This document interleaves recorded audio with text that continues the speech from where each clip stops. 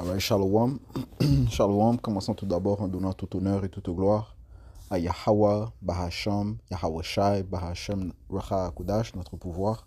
Yahweh, le nom du Tout-Puissant, Yahweh Shai, le nom de son Fils unique, notre Seigneur, et le Racha Kudash de Saint-Esprit. Je donne double honneur et respect aux apôtres, évêques et aînés de Great Millstone que le Seigneur a établi pour guider l'élection de la nation d'Israël, et bien sûr, Shalom aux élus.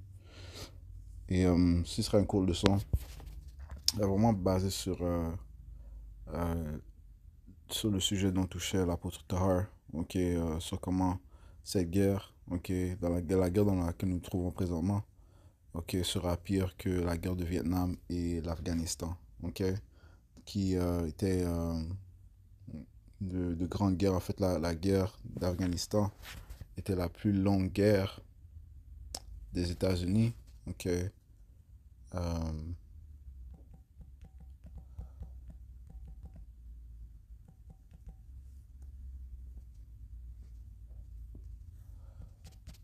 si je ne me trompe pas, elle a duré plus de 20 ans, ok.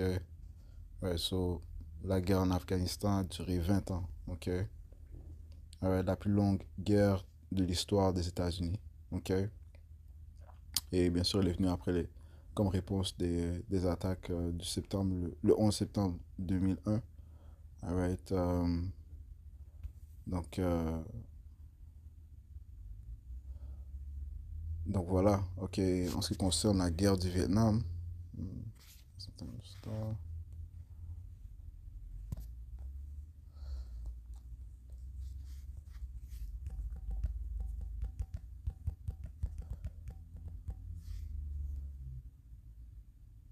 la guerre du Vietnam aussi a duré environ 20 ans, ok, alright. De 1er novembre 1955 jusqu'en avril, euh, le 30 avril 1975, Euh,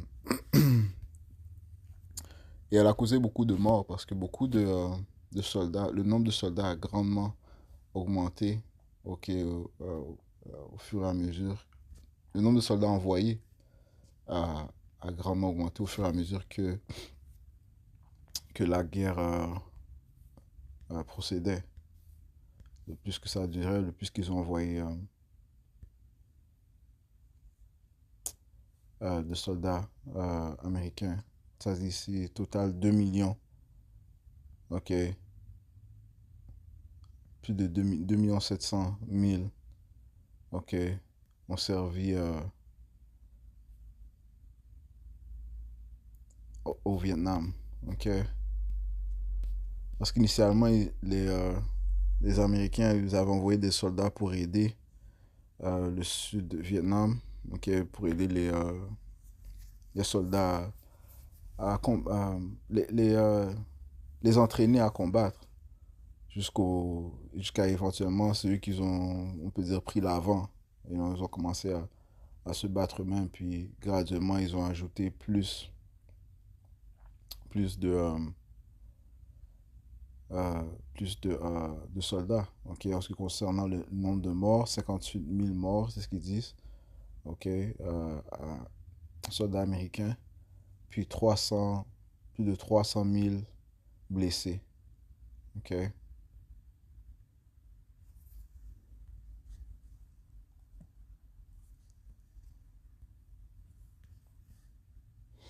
So, c'était des grandes guerres. Mais la guerre dans laquelle nous nous trouvons présentement, dont l'Amérique s'est impliquée à cause qu'elle a été euh, influencée par l'Israël, de s'impliquer ou bien d'attaquer, aura encore plus de morts.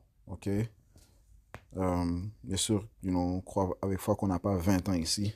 C'est juste que le nombre de morts va, euh, un grand nombre de morts va venir en peu de temps. OK? Right? Il n'y a pas un autre 20 ans dans ce système. OK? Right? Très bientôt, il s'apprête à mettre en place la marque de la bête, la puce électronique, afin d'établir le nouvel ordre mondial. Et cette guerre, pourrait être un outil utilisé. Right? C'est ce que l'on croit. Et nous, ça va être un outil utilisé. Parce que ça va faire partie des chaos que les élites veulent apporter afin d'apporter l'ordre. Ok, la guerre, les pestilences, la famine, right? On s'attend aussi à des attaques terroristes, des false flags, ok, right? Des attentats, ok, des événements, ok, qui vont être manigancés, mis en place afin d'établir leur nouvel ordre mondial, ok. Ouais, ça c'est le but ultime, ok, de Esau, ok. Right? Esau souffre d'un avarisme vorace, ok, insatiable. Ouais, c'est ce que l'on voit. Ok, c'est ce qu'il a fait, c'est ce qu'il a démontré durant la guerre du Vietnam, ok, la guerre en Afghanistan, ok. Parce qu'en en gros, c'est pour prendre les ressources, ok. Mais c'est ce qu'ils veulent ici, euh, avec l'Iran, man, ok, prendre le contrôle des ressources en Iran, ok. Right? So, nous sommes présentement témoins de l'avarisme, de la voracité, de l'insatiabilité de Esau Edom, l'autoproclamé en blanc. Ok, ça c'est manifeste devant le monde entier présentement. Habakkuk 1 et verset... désolé, Habakkuk 2 et verset 3. Car la vision est encore pour un temps assigné, mais à la fin elle parlera, elle ne mentira pas. Si elle tarde, attends-la, car elle viendra sûrement, elle ne tardera pas. Ok, donc la vision est claire présentement. Ok, alright? Nous voyons la vision de la Troisième Guerre mondiale et de comment il a comme but d'établir un nouvel ordre mondial. Ok, alright? Et il va utiliser des calamités pour l'apporter. Ok, ouais, parce que cette guerre, man, a déjà des effets économiques drastiques, man. Ok, le monde entier est en train de ressentir les douleurs de cette guerre. Ok, et les choses ne vont faire que s'empirer. Ok, alright? So, le but de Esau Edom, encore une fois, c'est d'apporter l'ordre à partir du chaos. Il veut établir un nouvel ordre mondial. Ok? Alright? Et c'est ce que l'on voit présentement. Ok? Nous vivons dans ces temps-là où ces prophéties sont en train de se manifester devant nos yeux. Verset 4. Voici son âme qui s'enorgueillit n'est pas intègre en lui, mais le juste vivra par sa foi. L'âme de qui s'enorgueillit? L'âme de Esau Edom, l'autoproclamé en blanc. Ok? Alright? Elle n'est pas intègre en lui. Il est rempli d'orgueil. Ok? Alright? C'est ce que l'on voit présentement. Ok? Ok, il pense que il peut posséder toutes les terres qu'il veut, dominer tout le monde avec son épée. Ok, à cause du pouvoir qui lui a été donné. Ok, ouais, sur son orgueil l'enfle, man. Ok, et c'est elle aussi qui va le décevoir. Ok, sa propre épée est en train de le décevoir. Sa force militaire, la force militaire qu'il a reçue est en train de le décevoir. Ok, ouais, parce que surtout te disent que celui qui vit par l'épée doit être tué par l'épée. Maintenant, il est en train d'être résiste, bon, les Israéliens sont en train de résister, ok, à sa force militaire, ok. Personnellement, je pense pas que Issa a dévoilé tous ses munitions, mais c'est pas aussi facile qu'il croyait que ça allait être, ok. Alright, c'est pas aussi facile qu'il croyait que ça allait être, ok. So, le fait qu'il a mis tant de confiance sa force militaire, ok, et que d'autres étaient en train de bâtir aussi, ok, l'Iran, ok, d'autres pays, ok, la Chine, la Russie, ok, qui sont alliés à l'Iran. Ok, c'est en train de lui apporter, de lui mettre à la confusion. Alright. Je crois qu'il a d'autres plans dans son sac, ok, ça c'est ma, euh, ma croyance, but, ça reste à voir. Il a le Palantir, il a d'autres technologies artificielles. Ok, donc ça reste à voir. Et l'épée lui a été donnée. Mais le point est, c'est que il est pas son image est en train d'être abaissée. Son image d'être le plus puissant de la terre est en train d'être abaissée. Ok? Ah ouais, son orgueil est en train de le décevoir. Ok? C'est ce que ça dit dans Abdias 3. Ok? Euh, et ça, c'est une prophétie concernant Esau Edom. Ok? Ça dit ici, l'orgueil de ton cœur t'a trompé. Ok, toi qui demeures dans les fentes du roc, dont l'habitation est haute, et qui dis en ton cœur, qui me fera descendre jusqu'à terre? Ouais, sur l'orgueil qu'il a, il est en train de le faire tomber, man. Ok, sa puissance, ok, qu'il a, ok, la technologie qu'il a, la puissance militaire qu'il a, l'a trompé, man. OK? Right? Maintenant, qu'est-ce qui se passe aussi? Eh bien, ses alliés sont en train de refuser de se joindre à ce conflit. OK? Plusieurs de ses alliés refusent de se joindre à ce conflit qui se trouve présentement. OK?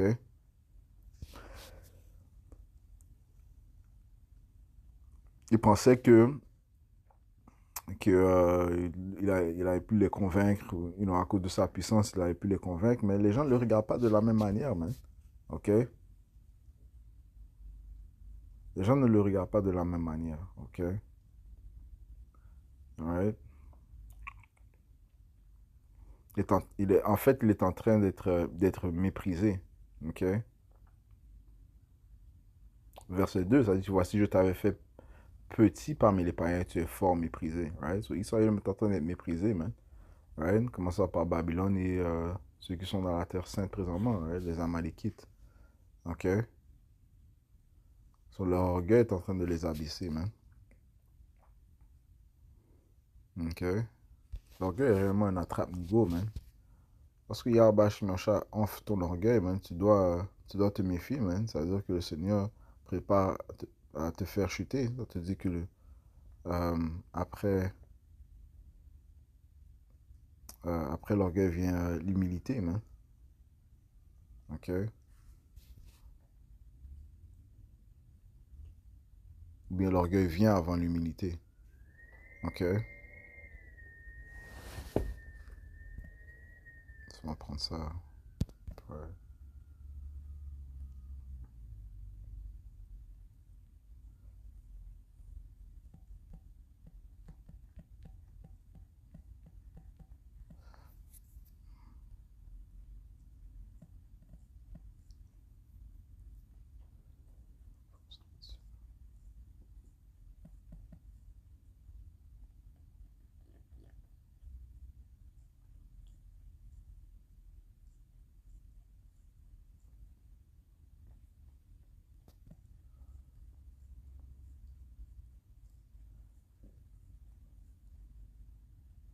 Proverbe chapitre 11 et verset 2. Si l'orgueil vient, viendra aussi l'ignominie. Right? Et c'est ce qui va tomber sur ces Édomites. Et c'est ce qui tombe présentement. OK? Il est en train d'être euh, d'être mis à la honte, man. Right? Quand tes alliés refusent de se joindre à toi, man. OK? Right? So, il n'a pas la même force qu'il possédait, même si, oui, il n'a pas la même perception. Donc, il n'est pas perçu de la même manière, même s'il a la force militaire. Les gens ne le craignent pas comme ils le craignaient. OK? Ils ne le soutiennent pas comme ils le soutenaient. OK? Si l'orgueil vient, viendra aussi l'ignominie, mais la sagesse est avec les humbles, fruit de la droiture et de la perversité. Proverbe 16 et verset 18. L'orgueil précède la ruine, la fierté précède la chute. Right? Et c'est ce qui se produit avec ces Édomites, man. OK? Right? Ils sont en train de chuter, man. Les autres te disent qu'un royaume divisé euh, euh, ne peut pas durer éternellement, man. OK? Alright? Donc la ruine, c'est ce qui attend ce royaume, man. OK?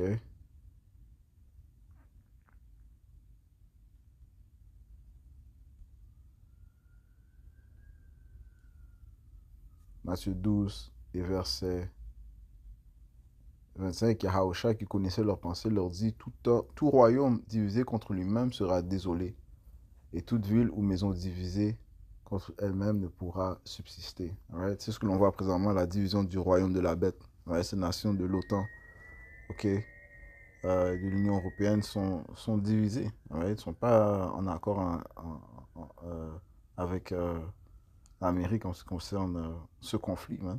Alright? L'Amérique est la plus orgueilleuse de tous ces pays. OK?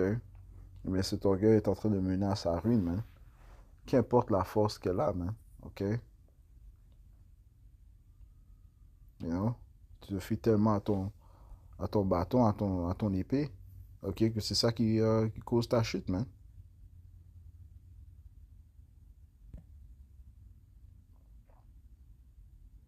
Israël n'est pas un homme qui peut faire preuve de diplomatie, c'est un homme de guerre. Ok? Et ça va être ça la cause de sa chute, man. Ça retourne à Habakkuk 2 et verset 5. Et aussi parce qu'il transgresse par le vin, il est un homme orgueilleux. Ok? Right? Le vin, ça parle de ces différentes philosophies, man. Right? Une de ces philosophies, c'est juste penser qu'il peut tout prendre par l'épée, man. Et non? Genre, on va juste aller là-bas, on va prendre leurs ressources. On va aller là-bas, on va aller au Vietnam. On va, on va exécuter la loi là-bas, notre loi là-bas. On va aller en Afghanistan, on va exécuter notre loi là-bas. OK? On va aller en Irak, on va exécuter notre loi là-bas. OK? On va aller en Haïti, on va exécuter notre loi là-bas. You know? Juste pour voler les ressources de ces pays, man. Eh bien, l'Iran est en train de résister, man. OK? Bon. Éventuellement, les choses vont éclater, man. OK? Parce que Israël ne m'a pas fini non plus. OK? Il n'a pas fini. OK? C'est pas euh, un individu qui peut juste rester humble. Il va pas rester humble. OK? Il va intensifier sa rage, man. OK? Il va intensifier son courroux. OK? Donc, plus de choses vont se produire, man. Bien sûr. Euh, on sait qu'il y aura des missiles nucléaires qui vont être déclenchés. OK? OK? Plus de bombes vont être lâchées. Israël, encore une fois, n'a pas encore dévoilé toute sa rage, tout son. Pas un homme qui peut, encore une fois, faire preuve d'humilité. OK? Admettre qu'il a tort ou bien que non, c'est pas son chemin, ça. OK? Right? Et aussi parce qu'il transgresse par le vin, il est un homme orgueilleux. OK? Right? 20 ans, est-ce qu'ils étaient là-bas au Vietnam? 20 ans, ils étaient là-bas en Afghanistan. OK? Parce qu'il n'est pas un homme qui peut accepter la défaite. Et en ce qui concerne le Vietnam, ok, ils savaient déjà qu'ils n'allaient pas gagner cette guerre. Mais qu'est-ce qu'ils ont fait? Ils ont juste augmenté le nombre de soldats. Ok, alright? Ils ont fait que plus d'hommes aillent servir, plus d'Américains aillent servir là-bas pour tuer. Ok, combattre contre une guerre qu'ils savaient déjà qu'ils n'allaient pas gagner. Les documents, il y avait des documents, des études qu'ils avaient fait, qu'ils savaient qu'ils n'allaient pas gagner. Ok? Même en Afghanistan, ils ont dû se retirer. Ok? Ouais, mais ils vont faire ça d'une manière comme si ils n'ont pas perdu, mais ils ont perdu. OK? Et aussi parce qu'il transgresse par le vin, il est un homme orgueilleux qui ne reste pas tranquille chez lui, qui élargit son désir comme l'enfer et est comme la mort et ne peut être rassasié, mais il rassemble à lui toutes les nations et amasse vers lui tous les peuples. OK? Ouais, il élargit son désir comme l'enfer. Ouais? Comme l'enfer, ok, la tombe, eh bien, il récolte toujours des morts. Ok, elle n'est jamais satisfaite. C'est de même avec Esau Edom. Ok, il est comme la mort. Ok, alright? Tout ce qu'il peut faire, c'est apporter la mort. C'est un homme charnel. Ok, pas un homme de diplomatie. Ok, ce dont on doit s'attendre, c'est plus de rage de Esau Edom. Plus de morts vont être collectées. Il va continuer à faire la guerre, man. Il y aura une conscription, mais les gens vont aller se battre là-bas, man, dans le Moyen-Orient. C'est inévitable. OK? Il sera même prêt à créer des attentats pour que euh, les gens soient motivés à combattre cette guerre, man. You know? Les attaques du 9 septembre, man, ça a été manigancé par leur propre, par ces Édomites, man. OK? C'est ce qu'on appelle un inside job. OK? Et leur but, c'était de voler les ressources là-bas, man, en Afghanistan. OK? You know? Avoir plus de contrôle sur le pétrole. OK? Faire que le petrodollar tienne reste encore puissant, man. OK? OK? Ouais, ça dit, il ne peut être rassasié. Alright? Tu ne peux pas être satisfait. OK? C'est un avare. C'est pour ça qu'il fait la guerre, pour voler les ressources, man. C'est pour ça qu'il est allé en Haïti. OK? Pendant presque 20 ans, ils ont, ils ont, euh, con- euh, moi je peux dire ça, ils ont fait une invasion en Haïti, man. C'était pendant, durant, ça c'était un peu, c'était quand l'invasion?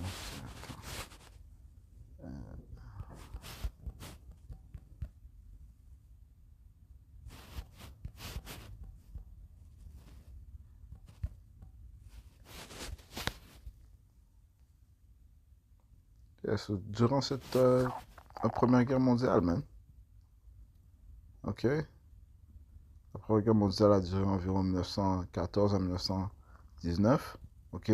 Où ils ont occupé, right? Ils ont fait une occupation, une invasion de l'Haïti entre 1915 à 1934, man. C'est presque 20 ans, man. OK? Et qu'est-ce qui était reconnu qu'ils ont fait là-bas? Bon, il y avait de l'esclavage, mais ils ont aussi volé l'or qu'il y avait en Haïti, man. OK? Ils ont changé les lois là-bas. Ouais. Encore une fois, pour... ça, Elon Musk, c'est un vrai colon, insatisfait. OK? Il peut pas être rassasié, mais il rassemble à lui toutes les nations et amasse vers lui tous les peuples. So, il va à gauche, il va à droite. Maintenant, récemment, il parle de comment il veut posséder le Cuba, man. OK? Et il parle pas des troupes qui qui se passent au Cuba, présentement. Il y a des blackouts. OK? Depuis que le gars est allé voler là-bas, le Venezuela, faire une invasion au Venezuela, OK? Le Cuba souffre du manque de pétrole, man. OK? C'est la misère là-bas, l'enfer. Les choses vont juste s'intensifier. C'est l'enfer en Haïti aussi, man. Qui est responsable de ça? Esau Edom, man. OK? Parce qu'il veut posséder ses terres, man. OK? Il va au Venezuela, kidnappe le président, man. OK? Pourquoi? Pour prendre le contrôle du pétrole. OK? Il va en Iran pour prendre le contrôle des ressources là-bas. You know? Et tout ça par son épée. OK? Mais tu peux pas t'étirer à gauche et à droite. Éventuellement, tu n'auras pas assez de ressources pour satisfaire tes désirs, man. OK? Ton insatiabilité. You know? Ça coûte cher, là. La guerre coûte cher, man. OK? Well, ça va venir au détriment de qui? Eh bien, des habitants, man. OK? Et à son propre détriment aussi, man. Parce que les gens vont se poser des questions. Les gens se posent des questions, man. OK? Lorsque les gens commencent à souffrir, ils se demandent pourquoi est-ce que on fait la guerre là-bas. OK? Pourquoi est-ce qu'il y a on a des conflits à gauche et à droite. OK? C'est de même durant le temps de Vietnam, durant la guerre du Vietnam. Il y a beaucoup de manifestations. Même chose pour l'Afghanistan, man. OK? Right? Mais il veut posséder tous ces terres, man. Mais il rassemble à lui toutes les nations et amasse vers lui tous les peuples. OK? Tout cela ne feront-ils pas de lui une parabole et un proverbe rayeur et diront malheur à celui qui accumule ce qui n'est pas à lui. Malheur à celui qui accumule ce qui n'est pas à lui, man. OK? Jusqu'à quand? Et à celui qui entasse sur lui de la boue épaisse. OK? Donc, quand on va dans la définition de ce mot boue épaisse, OK? Ça parle de comment il s'enrichit par les dettes. OK? Son but, c'est d'endetter le monde entier. OK? On va prendre ça dans Habakkuk 2.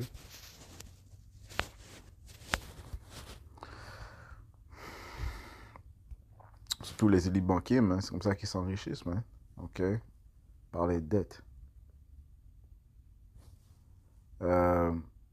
Habakkuk 2 et verset 6. Tout ceci ne se proféreront-ils pas sur lui un proverbe, une allégorie et des énigmes contre lui et diront malheur à qui accumule ce qui n'est pas à lui, jusqu'à quand cela va-t-il se faire et qui se charge d'un fardeau de dette? ok? Signifie aussi de boue épaisse, il y a un jeu de mots, right? So, boue épaisse, ça retourne au mot aibat, qui signifie, il y a aibat, yat, ok?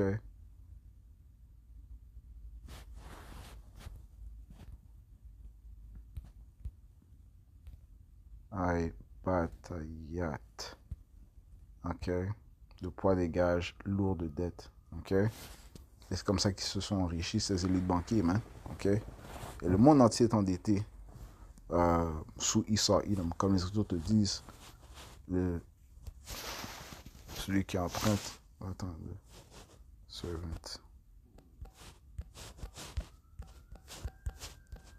celui qui emprunte, le serviteur de celui qui prête. Pour 22, verset 7. Et c'est comme ça qu'il règne, hein? Ok, en ayant le monde entier sous leur endetté à eux. Ok, le monde entier est endetté aux élites. Pour 22, 7, le riche domine les pauvres et l'emprunteur est serviteur du prêteur. Ouais. Ouais, c'est comme ça que Issa Idom domine, hein? Ok.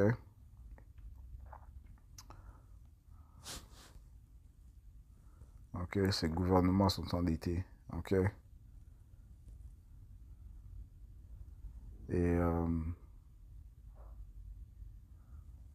et la guerre est un des plus gros profits de ces élites banquiers parce que c'est eux qui investissent dans ces compagnies de guerre ou d'armes de guerre. Ok. Lockheed Martin, par exemple. Ok, ceux qui investissent, euh, qui possèdent ces compagnies. Ok. Eh bien, les différents gouvernements achètent de ces compagnies, ce qui enrichissent les élites, man. Et bien sûr, ces achats, bien, ça vient avec des intérêts, man. Ok, de plus, pour rebâtir, après la destruction des guerres, eh bien, qui est-ce qu'ils vont voir? Eh bien, les élites banquiers, ceux qui vont les financer, encore une fois. So, qui profite des guerres le plus? Les élites banquiers. Man. So, ils s'enrichit, ok, sur les dettes. Ok, alright. Habakkuk 2 et verset 6. Tout cela ne feront-ils pas de lui une parabole et un proverbe railleur et diront malheur à celui qui accumule ce qui n'est pas à lui jusqu'à quand? Et à celui qui entasse sur lui de la boue épaisse. Ne se lèveront-ils pas subitement ceux qui te mordront et ne se réveilleront-ils pas ceux qui te tourmenteront et auxquels tu seras en butin? Parce que tu as pillé beaucoup de nations, tout le reste des peuples te pillera à cause du sang d'hommes et de la violence faite au pays et à tous ceux qui y habitent. Ouais, so, éventuellement, le jugement va tomber sur ces Édomites, man. Ok?